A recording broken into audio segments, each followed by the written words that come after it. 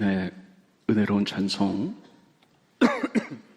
하나님이 크게 영광 받을 줄로 믿습니다. 여러분 또 일주일 만에 뵙지요. 잘 지내셨는지 우리 옆에 분하고 인사하고 말씀 전합니다. 사랑을 축복합니다. 인사하시겠습니다. 네. 먼저 우리 감리교 뉴스 전화 말씀드리고요. 말씀 전하도록 하겠습니다. 지난주 10월 27일 집회도 있었고, 그리고 많은 분들이 기도하셔서 우리 감리교 총회가 지난주에 있었는데, 그래서 감독회장님이 결정을 하셨는데 큐어 신학, 특별히 동성애 신학을 2단으로 규정했습니다. 그래서 앞으로 감리교에서는 동성애가 뿌리 내릴 수 없게 되었습니다. 여러분들의 기도 때문이라고 생각하고, 앞으로도 저희 교회는 뭐 정치적으로 휘말리는 일은 절대 우리가 동요하지 않습니다만, 교회 악법, 거룩한 교회를 지키는 일에는 우리가 또 최선을 다해서 우리가 나가도록 하겠습니다. 오늘은 예수님께서 십자가 지시기 전에 두 제자 이야기, 가룟 유다와 베드로에 대해서 좀 말씀을 전하도록 하겠습니다. 예수님께서 마지막 예루살렘 성에 십자가 지시기에서 입성하실 때에 특별히 이제 대제사장들과 서기관들이 예수님을 죽이려고 모의를 합니다. 그런데 가룟 유다, 예수님 제자에게 사단이 들어갔어요. 그래서 대제사장과 합의를 해서 은돈 30냥에 예수님을 팔아 예수님을 십자가에 넘기게 됩니다. 그래서 십자가에 달려 돌아가시게 되죠. 그래서 가룟 유다는 예수님을 배반했던 제자입니다. 또 두 번째는 오늘 본 말씀 읽진 않았지만 뒷부분에 베드로의 이야기가 나옵니다. 베드로는 예수님의 수제자지요. 예수님이 십자가 지시기 전날 밤에 제자들에게 오늘 밤 지나면 너희가 나를 버리고 다 도망갈 것이다, 이렇게 했더니 예수님의 수제자 베드로가 이렇게 얘기합니다. 예수님, 무슨 말씀이십니까? 저는 죽어도 예수님 부인하지 않겠습니다, 이렇게 얘기하죠. 아마 그게 진심이었을 거예요. 그러나 그의 연약함을 아시는 예수님께서 아니다, 오늘 밤 새벽에 닭이 울기 전에 나를 3번 부인하리라. 그런데 정말 예수님이 체포가 되셨어요. 그래서 재판을 받으실 때 베드로가 예수님을 안다 그러면 자기도 체포되어 어려움을 당할까 봐 3번을 부인하죠. 예수님 뜻대로 이루어져서 그는 그때부터 죽을 때까지 새벽닭이 울 때마다 울면서 회개했다, 이런 얘기가 있습니다. 아무튼 이제 오늘 가룟 유다와 베드로 다 아시는 얘기예요. 오늘 본문 말씀을 중심으로만 여러분들에게 말씀을 전하도록 하겠습니다. 자, 오늘 본 말씀 보면은요, 예수님이 예루살렘 성에 입성을 할 때에 대제사장들과 서기관들이 예수님을 죽이려고 모의했다, 성경에 그렇게 기록합니다. 스크린 보십니다. 누가복음 22장 2절에 보면 대제사장들과 서기관들이 예수를 무슨 방도로 죽일까 궁리하니, 첫 번째는 예수를 죽일 궁리를 하고요, 또 이는 그들이 백성을 두려워함이었더라. 그래서 대제사장 그리고 서기관들, 이들은 이스라엘 나라의 영적 리더십이에요. 최고의 리더십들이 어떤 일을 했냐면 예수를 죽일 생각을 했더라. 그리고 하나님보다 사람을 두려워했더라.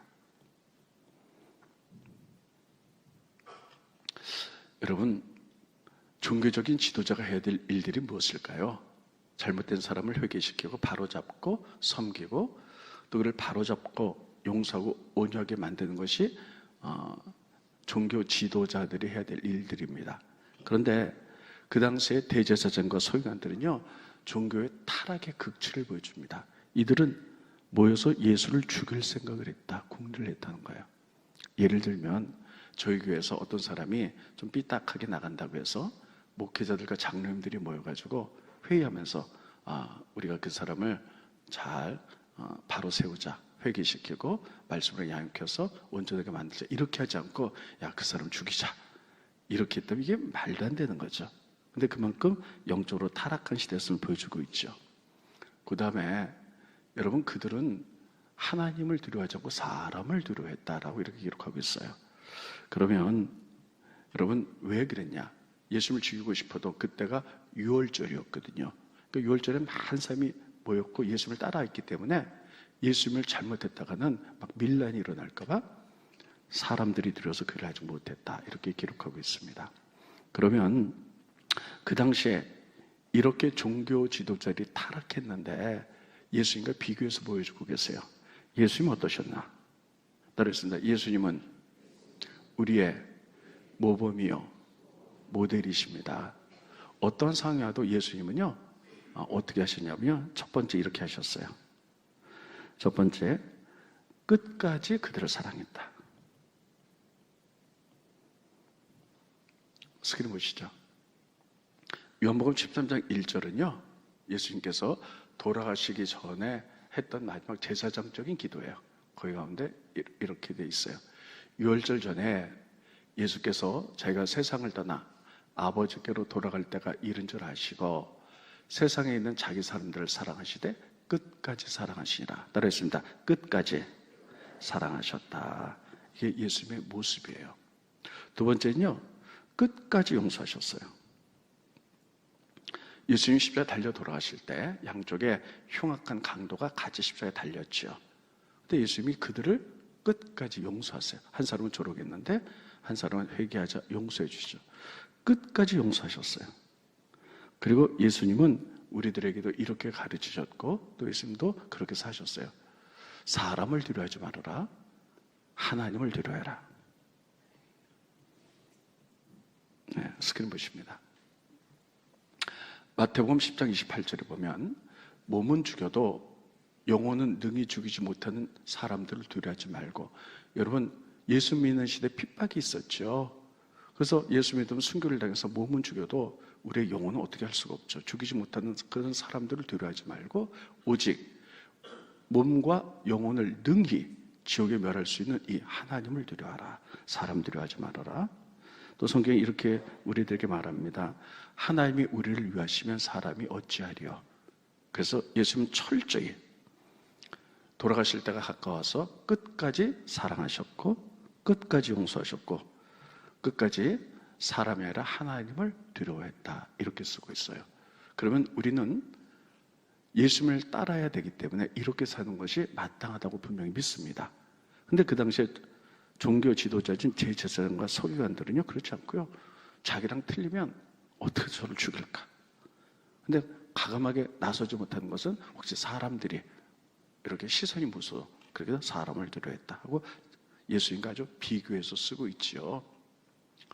여러분 이런 때에 어떻게 하면 예수를 죽일 수 있을까? 대제사장과 서기관들이 의논할 때에 가룟 유다가 쓰임을 받죠. 가룟 유다에게 사단이 들어갔다. 이렇게 기록합니다. 그래서 은돈 30냥에 그 제사장과 가룟 유다가 의논해서 예수님을 팔지요. 그래서 예수님 십자가 처형되십니다. 스크린 보십니다. 누가복음 20장 3절에 보면 12 중에 하나인 가룟신이라는 부르는 유다에게 사탄이 들어가니, 우리가 여기서 좀 우리가 또 정보를 알 수가 있어요. 가룟 유다 하면요 이름이 아니에요. 가롯이라는 도시에서 살던 유다라는 사람이에요. 근데 그에게 사탄이 들어갔다는 거예요. 그래서 예수님을 이제 파는 거죠. 그러면 여러분 갑자기 사람이 가만히 있는데 사탄이 들어가나요? 절대 그렇지 않습니다. 사탄이 여러분 사탄이 들어갈 만한 것들이 준비가 됐기 때문이에요. 그렇기 때문에 사탄이 들어가는 거예요. 우리가 평범하게 가만히 있는데 사탄 들어오지 않습니다. 그러면 성경 그 부분에 가룟 유다에게 어떤 일이 먼저 있었는가 먼저 쓰고 있어요. 그 부분 보겠습니다. 네, 스크린. 네. 요한복음 14장 2절에 보면 마귀가 벌써 시몬의 아들 가룟 유다, 여기 보면 또 우리가 알 수 있죠. 가룟 유다는 가롯이라는 도시에 살고 있던 유다인데 그의 아버지 시몬이다, 이렇게 알 수 있죠. 마음에 예수를 팔려는 생각을 넣었더라. 그랬습니다. 생각을 넣었어요. 먼저 사단은 생각을 넣고 팔려는 생각이 고착됐을 때 이 생각의 통로를 통해서 사단이 들어와 결국은 예수를 팔았다. 성경은 그렇게 기록하고 있습니다. 그래서 여러분 가장 중요한 것은 따르겠습니다. 생각. 가장 중요한 것은 생각이에요. 우리가 어떤 생각을 하느냐, 또 어떤 생각을 붙드느냐, 이 생각에 따라 그 사람의 삶이 결정이 되는 거예요. 여러분 지난주에 여러분 어떤 생각을 하고 사셨습니까? 여러분, 우리에게 또 많은 일들이 벌어지죠. 그때 우리에게는 무슨 생각들이 지나가요? 잘못된 생각, 좋은 생각. 하나님이 이렇게 말했지. 아니야, 근데 이렇게 해야 되지 않겠어? 이렇게 많은 생각이 지나갈 때 여러분들은 어떤 생각을 붙드시고 사셨나요? 이게 제일 중요한 겁니다. 여러분, 가룟 유다도 처음에 예수님 팔려는 생각을 그냥 갖지는 않았을 거예요. 가룟 유다는 머리가 똑똑한 사람이거든요. 그래서 가룟 유다는 예수님을 3년을 쫓아다니는 이유가 있어요. 예수님 보니까 여러분, 바다 위를 막 걸으세요.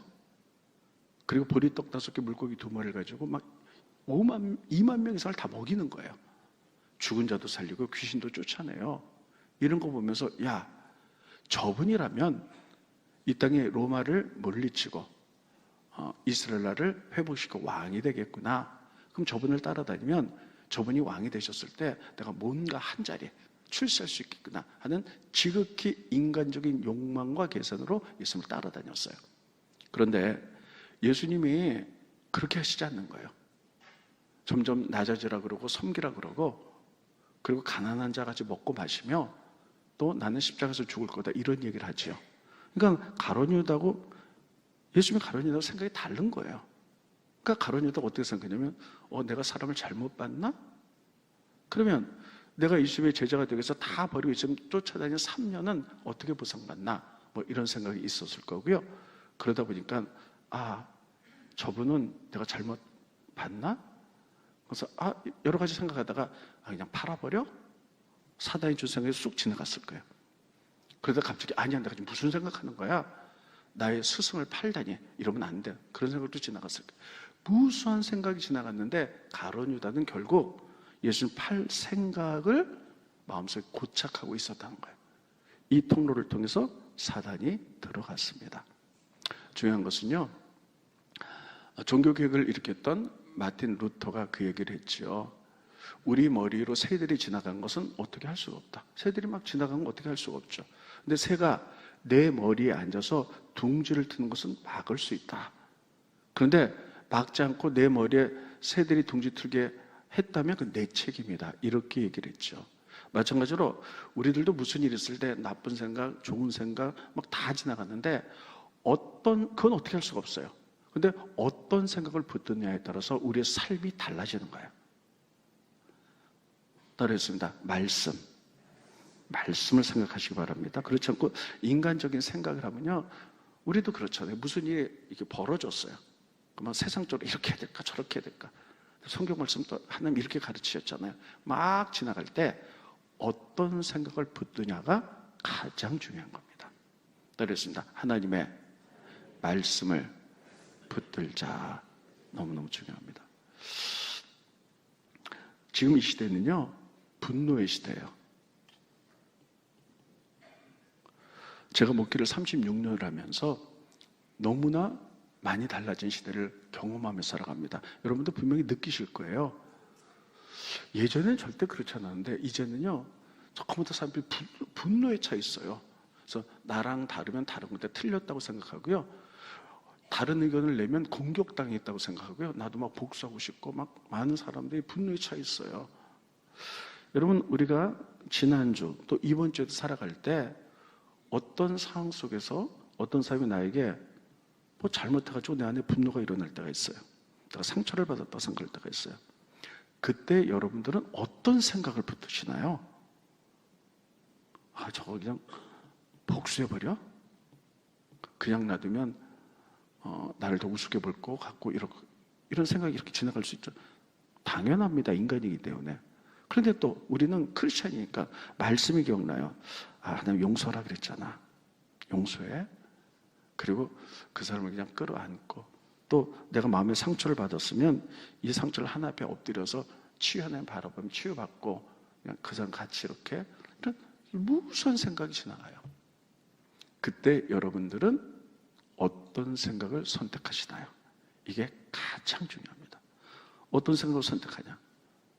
여러분, 하나님의 말씀을 그 생각을 선택해야 될 줄로 믿습니다. 왜냐하면 우린 크리스찬이에요. 다시 한번 말씀드리지만 크리스찬은 뭐냐? 내가 세상의 모든 것들을 버리고 말씀대로 살기로 결정하는 게 크리스찬입니다. 따라했습니다. 하나님 말씀대로 살기로 결정합니다. 이게 크리스찬이에요. 그렇지 않으면요, 그냥 예배드리고 유한이나 없고 마음에 평안이 없고 돌아가서 다 또 세상의 방법대로 살아간다면 그건 크리스찬이 아니고요, 벤치워머예요. 그게 뭐냐면 여러분 의자만 엉덩이로 따뜻하게 하고 돌아간 사람이라는 거예요. 크리스찬이 아니라 그냥 교회 다니는 사람이에요. 자, 그러면 여러분, 우리가 이렇게 이번 일주일에도 우리가 어떤 일을 겪을지 모르죠. 그때 우리는 어떤 생각을 붙들어야 될까? 툭한 막 사람들이 그때 막 별것도 아닌데 막 상처받았다고 생각하고 분노를 막 터뜨리고 갖고 있으면요, 그게 한번 터진 날에는 여러분 폭발적인 파괴력이 드러납니다.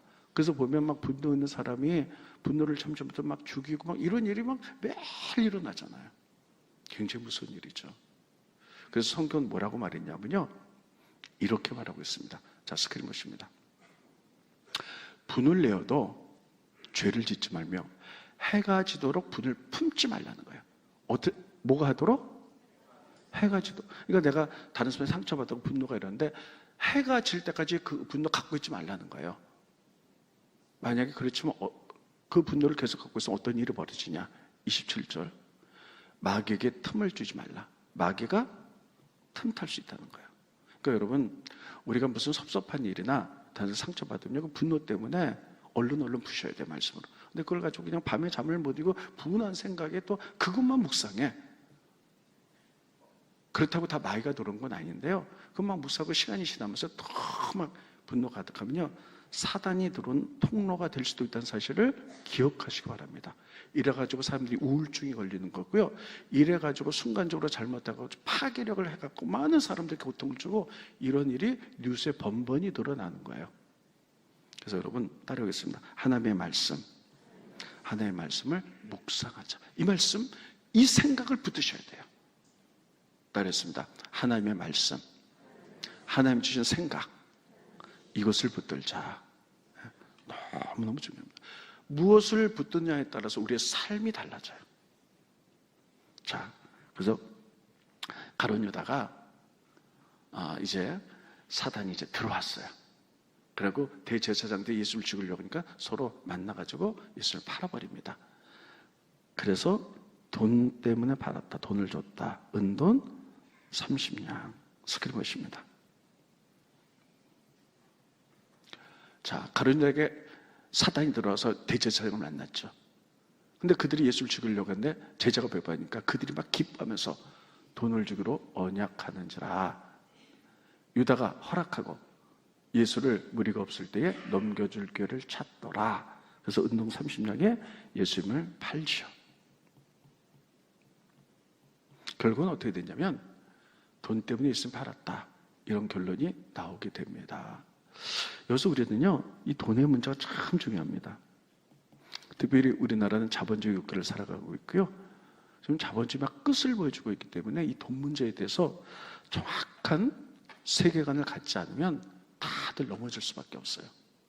그래서 교회는요, 우리들이 단순히 예수 믿습니다, 믿으니까 천국 갑니다, 이것뿐만 아니라 성경을 통해서 우리가 다 세계관을 세워나가야 돼요. 정치적으로 예수 뭐라고 말씀하셨냐, 경제적으로는 돈에 대해서 뭐라고 말씀했나, 윤리적으로는 어떻게 해야 되나, 이런 것들을 다 성경에서 배우는 거거든요. 그래서 세계관을 딱 만들어서 그 세계관대로 살아가는 게 믿음인 거예요. 자, 그럼 성경은, 예수님은 돈에 대해서 뭐라고 말했냐는 거예요. 여러분, 이번 주 금요일날 우리 장로님 또 기도하셨는데요, 금요일 철야는 이번 주는 8시부터 10시까지 2시간 합니다. 8시에 몇 시요? 네. 실로몬 선교 헌신 예배가 있어요. 그래서 하는데 김미진 장로님이 오세요. 재물을 다루는 분이죠. 그분의 강의는 주로 2시간, 3시간 하는데 그것도 듣다 보면 쑥 지나가요, 시간이. 근데 너무나 중요한 강의를 하게 될 거예요. 그래서 여러분들이 꼭 오셔서 다 들으셔야 돼요. 그리고 특별히 이제 밤속 있잖아요. 밤에 속해드린 분은 그날 집회로 대체하도록 하겠습니다. 여러분 많이 오셔서요, 이 가치를 만들어야 되고, 또 여러분들이 주변의 분들도 참 모시고 오세요. 그래서 여러분들이 평생 잊을 수 없는 말씀들 듣게 될 거예요. 그래서 딱 견고하게 설교해야 될 거예요. 그래야지 돈 문제 때문에 흔들리지 않고, 돈 때문에 하나님이 안 보이는 일이, 사람들이 안 보이는 일이 없어지는 거예요. 제가 간단하게 좀 말씀드리면 돈은 중립적인 겁니다. 돈은요, 나쁜 것도 아니고 좋은 것도 아니에요. 돈은 하나님이 우리로 하여금 부유하게 살도록, 따라서 부자가 아닙니다. 부유하게 살도록 우리에게 주신 하나의 선물이에요. 그래서 우리의 삶이 부유하게 기름지게 살아갈 수 있도록 하나님 주신 하나의 수단입니다. 그래서 성경은 전체적으로 뭐라고 말하고 있냐면 따라했습니다. 깨끗하게 벌자. 깨끗하게 벌어서 두 번째는요, 깨끗하게 쓰는 거예요. 하나님 뜻대로 쓰는 거예요. 따라했습니다. 하나님 뜻대로. 그래서 하나님이 이게 물질을 주시면은요, 왜 물질을 주셨는가 생각을 해보는 거예요. 그래서 물론 나도 누려야 되죠. 그러나 우리가 하나님 뜻대로 따라했습니다. 축복의 통로.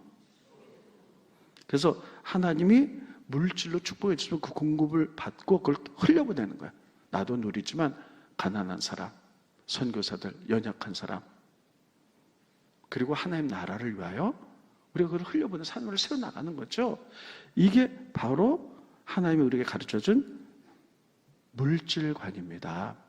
그런데 이 돈이라는 게 이렇게 살아가도록 하나님 주신 수단이거든요. 근데 이게 목적이 될 때 여기서 타락이 일어나요.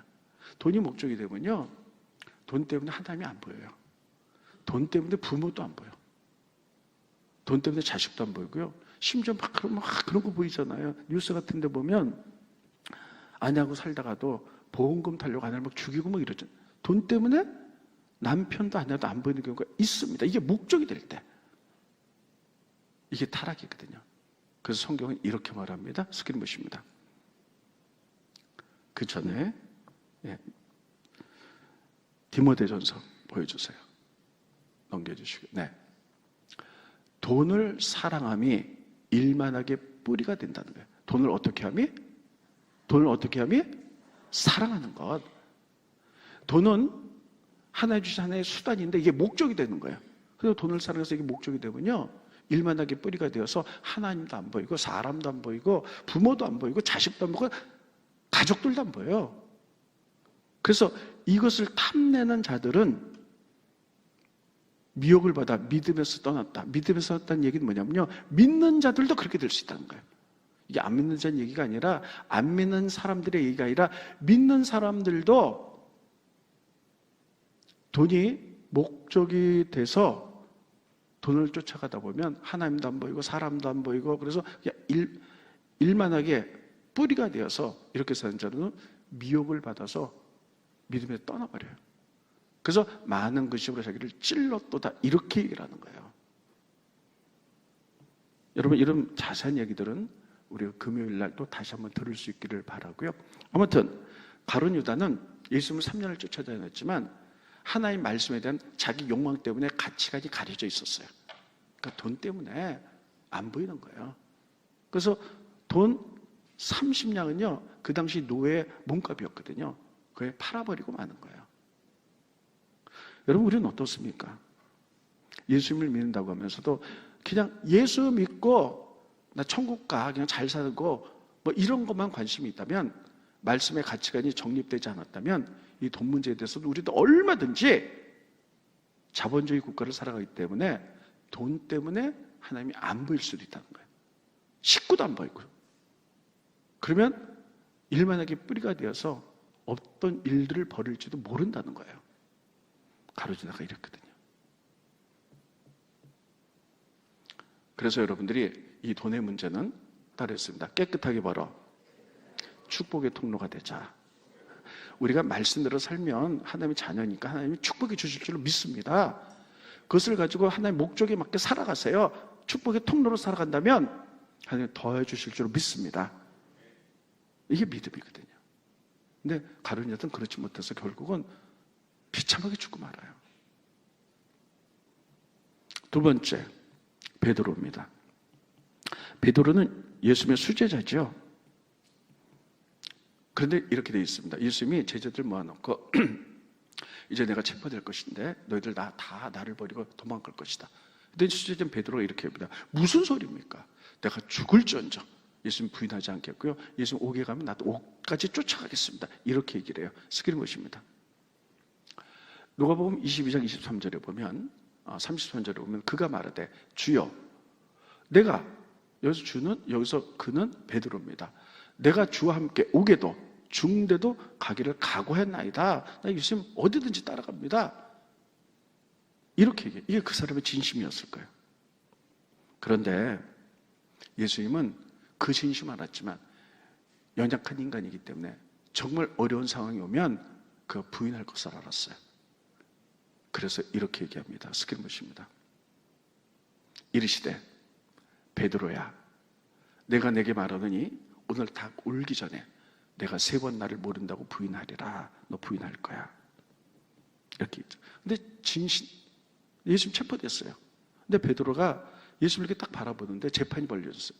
그래서 예수님을 안다 그러면 자기도 불이익을 당하고 옥에 갈까봐 모른다고 3번을 부인해요.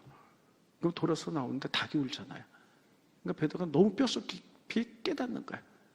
그래서 죽을 때까지 닭이 울면 그렇게 눈물로 죽을 때까지 회개했다는 얘기가 있지요. 그러면 여기서 여러분 우리가 우리의 모습을 볼 수 있어요. 우리가 어떤 사건이 있을 때 진심으로 이렇게 하기를 원하지만 그러나 우리가 연약하여서 그거 흔들리고 못할 때도 많아요. 내가 진실로 뭘 하기를 원해. 하나님 앞에 또 사람들 앞에 진실로 뭘 하기를 원하는데 막 환경을 생각하고 뭐 이렇게 하다 보면요 우리가 부인할 때도 있고 못할 때도 있고 비겁해질 때도 있고 그럴 때도 있습니다. 여러분이나 나나 다 똑같아요. 육신의 연약함을 가졌기 때문에. 그런데 이 베드로가 거기서 흔들리죠. 그런데 무너지진 않아요. 그 이유는 뭘까? 예수님이 이 얘기를 하면서 그 이유를 말했어요. 시몬아 사단이 너를 밀가부로 다 흔들어서 너를 흔들어 버릴 거다. 그래서 네가 진심으로 예수를 배반하지 않을 거 내가 알고 있지만 죽음 앞에서 너 흔들릴 수밖에 없어. 그러나 내가 너를 위해서 기도하기 때문에 내가 완전히 무너지진 않을 거야. 그리고 네가 돌이켜서 나머지 하나님의 일을 하게 될 거야. 이렇게 말씀합니다. 스크린 보시죠. 시몬은요 베드로가 여러분 예수 믿기 전에 자연적인 이름이에요. 그 흔들린 그를 보면서요 시몬아 이렇게 부르는 거예요. 보라 사단이 너희를 밀가부를 하려고 지금 총공격해서 너는 진심으로 예수님 배반하지 않을 거 내가 알고 있어 진심은. 근데 죽음 앞에서 고통 앞에서 사단이 이렇게 밀가부를 하게 요구했으나 그러나 내가 너를 위하여 내 믿음이 떨어지지 않기를 기도하였노니 그랬어요. 기도. 예수 중보기도하기 때문에 너는 흔들렸으나 무너지지 않는다는 거예요. 너는 돌이킨 후에 내 영주를 굳게 한 그 사역을 감당하게 될 것이다. 이렇게 말씀합니다. 여러분 이게 베드로뿐이겠어요? 여러분 솔직히 우리가 신앙생활 하면서 시험 한두 번 안 드는 사람이 누가 있겠어요? 다 신앙생활에서 무엇 때문에 흔들리기도 해요. 그러나 흔들리지만 무너지지 않고 다시 일어날 수 있는 것은 내가 믿음에 결정하는 것도 있고 주변 사람들이 나를 위해서 중보하는 것도 있지만 예수님이 나를 위해서 중보기도를 쉬지 않기 때문인 줄 기억하시기 바랍니다. 여러분 예수님 보세요.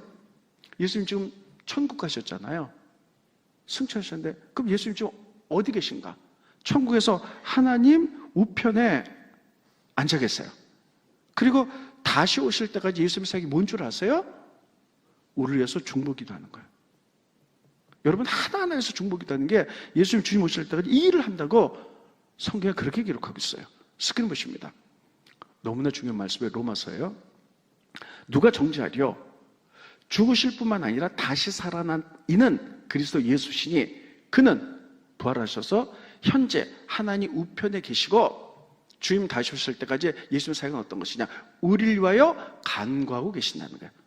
따라하겠습니다. 나를 위하여 끊임없이 중보기도하신 예수님. 이분이 지금 그거 하고 계세요.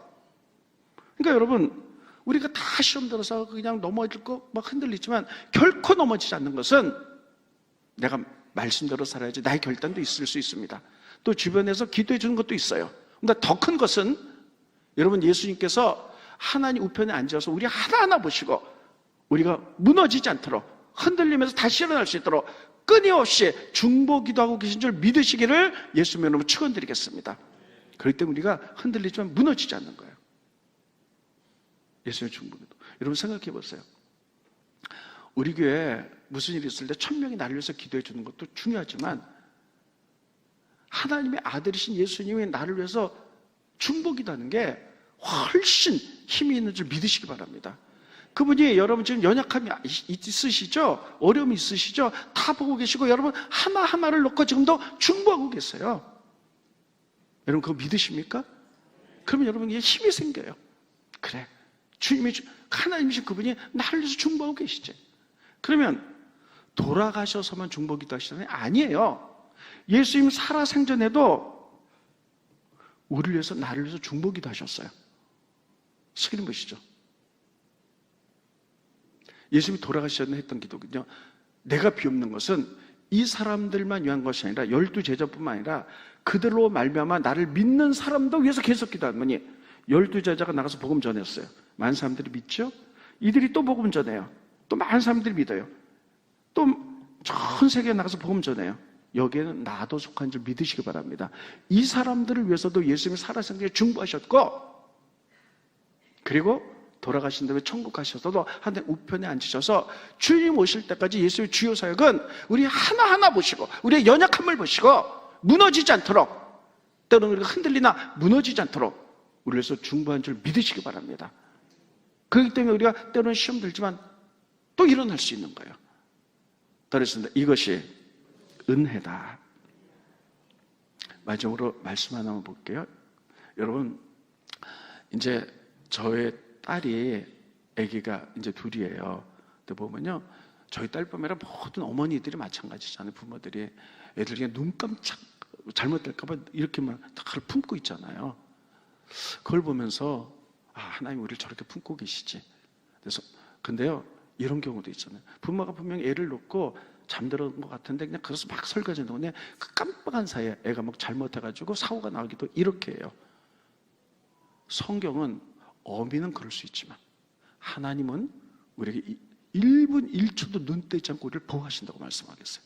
스크린 보십니다. 이사야서 49장 15절, 여인이 어찌 그 젖 먹는 자식을 잊겠으며 자기 태에서 난 아들을 긍휼히 여기지 않겠느냐. 그 부모는 혹시 잊을지라도, 자녀를 잠깐 잊을지라도 하나님 나는 너를 잊지 아니할 것이라. 그러니까 1분 1초도 하나님께서 보호하고 계신다는 거예요. 그분이 보호하고 계시고, 그리고 하나님 우편에 예수님이 우리의 연약함을 보시고 흔들릴 때 중보하고 계시고, 그래서 우리가 시험 들었으나 무너지지 않고 다시 회복되는 것은 하나님의 은혜인 줄 믿으시기 바랍니다. 여러분, 눈물 날 일이 있으신 분이 있으세요? 정말 고통적인 있는 분들이 있을 수 있으세요. 난 몰래 눈물 흘리는 분들이 있을 수 있어요. 그러나 예수님이 지금도 중보한 줄 믿으시고 우리가 영적으로 회복되며 설 수 있기를 예수님으로 축원드리겠습니다. 우리 지난주에 제가 불렀던 찬송 한 번 보죠. 가사 보겠습니다. 찬송가 이렇게 되어 있어요. 마음이 지쳐서 기도할 수 없고. 여러분, 그런 분들 계세요. 눈물이 정말 빗물처럼 흘러내릴 때 가서 계속 넘겨주세요. 주님은 우리 연약함을 아시고 중보기도 하시며 사랑으로 인도하시네. 누군가 널 위하여, 여기서 누군가 예수님이에요. 예수님 날 위하여 예수님 기도하네. 믿으십니까? 기도하네. 내가 홀로 외로워서 마음이 무너질 때 예수님 나를 위해서 기도하는 줄 믿으시기 바랍니다.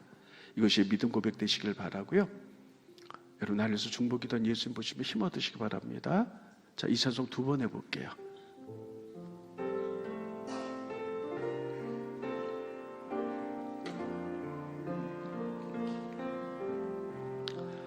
마음이 지쳐서 기도할 수 없고 물이 빗물처럼 흘러내릴 때 주님은 우리 연약함을 아시고 사랑으로 인도하시네. 예수님 날 위하여 예수님 날 위하여 예수님 기도하네 예수님 기도하네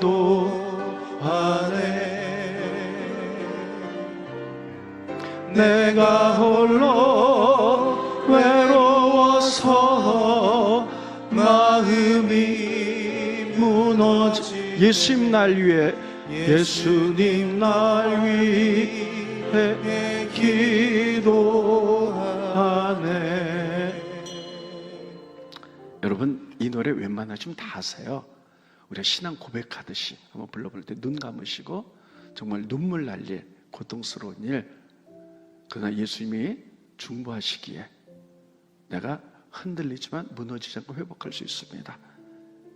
우리가 신앙 고백 기도한 마음으로 가슴에 손 얹고 다시 한번 부르시고요.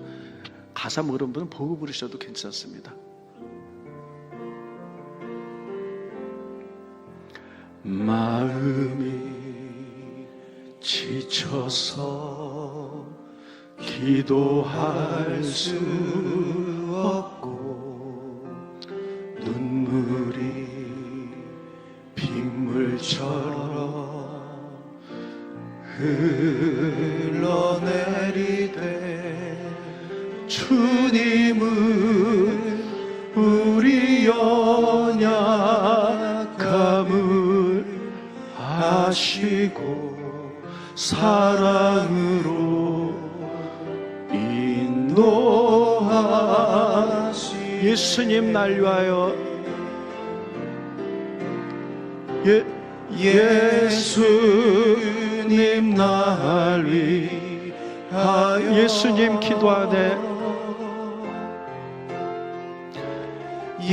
예수님 기도하네